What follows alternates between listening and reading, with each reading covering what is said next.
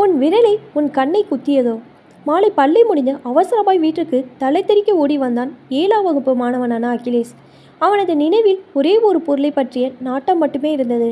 பெற்றோரை மறைக்க செய்து பசியும் விரட்டு செய்யும் அந்த பொக்கிஷம் அவனது வீட்டில் அவனுக்காக காத்திருந்தது. வீட்டினுள் நுழைந்த அகிலேஷோ கைகால் கூட கழுவாமல் ஆர்வத்துடன் நேராய் ஓடி சென்று தனது அலமாரியில் வைத்திருந்த அந்த மொபைல் ஃபோனை கையில் எடுத்தான். அதனை தொடும் பொழுது அவனுக்குள் அத்தனை பரவசம். அப்பொழுது அங்கே சூழ்நிலை பாடலாக எங்கிருந்தோ ஒலித்த பழைய பாடலான உன்னை காணாத கண்ணும் கண்ணல்ல என்ற வரிகளோ அவனது காதில் வந்து மோத அவனோ சிரித்து கொண்டே நீ இல்லாமல் நானும் நானல்ல என்று அந்த மொபைலை முத்தமிட்டு பாடினான். பின்னர் அவசரமாய் கைபேசியை ஆன் செய்த அவனது விரல்கள் அங்கும் இங்குமாய் பாய்ந்தோடி வீடியோ கேம் விளையாட ஆரம்பித்தன. விளையாட்டு ஆர்வத்தில் தன் நிலை மறந்த அவனுக்கு சிறிது நேரத்திற்கு பின்னரே சுயநினைவு வர அவனது கண்கள் பெற்றோரை வீட்டினுள் தேடியது. எங்கே போனார்கள் இவர்கள் என அவனுக்குள் புரியாத கேள்வி ஒன்று எழவே குரல் கொடுத்து அழைத்தான் அகிலேஷ். அங்கே மயான அமைதி நிலவுவதைக் கண்டு திடுக்கிட்ட அகிலேஷின் மனதில் ஏதோ தவறுதலாய் பட கையில் வைத்திருந்த கைபேசியை அப்படியே கீழே போட்டுவிட்டு அவசரமாய் வீட்டுக்கு வெளியே ஓடி வந்தான். அக்கம் பக்கத்தில் விசாரித்து அலைந்து திரிந்து அவனுக்கு அதிர்ச்சி செய்தி ஒன்று காத்திருந்தது. அவன் தந்தை திடீரென ஏற்பட்ட சிறு விபத்தால் ஆஸ்பத்திரியில் அனுமதி என்ற செய்தி அகிலேஷின் நிலைக்குலைய செய்தது.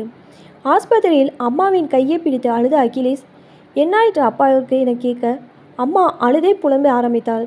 மிதிவண்டியின் இருபுறமும் குடங்களை மாட்டிக்கொண்டு குடிக்க தண்ணீர் எடுக்க சென்ற உங்க அப்பா பழு சுமை தாங்காமல் தெருவில் தவறி விழுந்துட்டாருடா என்று அவனது தாயின் சொல்லை கேட்டு அவனும் தாயுடன் சேர்ந்து கதறி அழுதான். டே அகிலேஷ், எப்போதும் சாயந்தரம் உங்கள் ஸ்கூல் மணி அடித்ததும் அப்பா உன் பள்ளிக்கூட குழாயில் தண்ணி எடுத்துக்கிட்டு வருவார். ஆனால் இன்னைக்கு அவரது கெட்ட நேரம் அந்த பாலா போன குழாயில் ஒரு சட்டு தண்ணி கூட வரல. அதனால் வந்த வெனதாண்டா இது.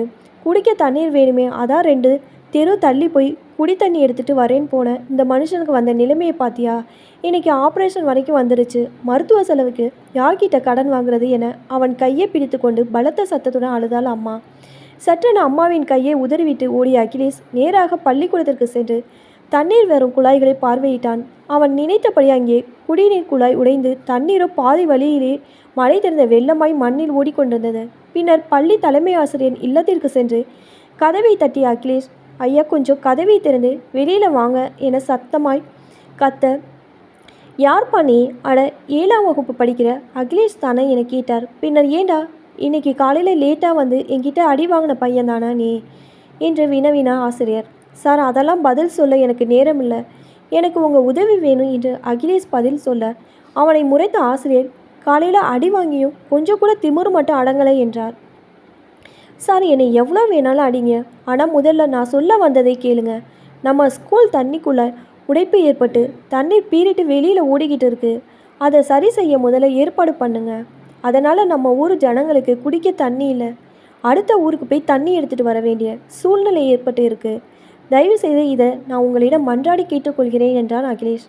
அகிலேஷின் அந்த வார்த்தைகளை கேட்ட தலைமை ஆசிரியர் அதிர்ச்சி அடைந்த உடனே ஆட்களை அழைத்து சென்று அதை சரி செய்தார். நன்றி தம்பி, ஊருக்கும் பள்ளிக்கு நல்ல காரியம் செஞ்சுருக்க.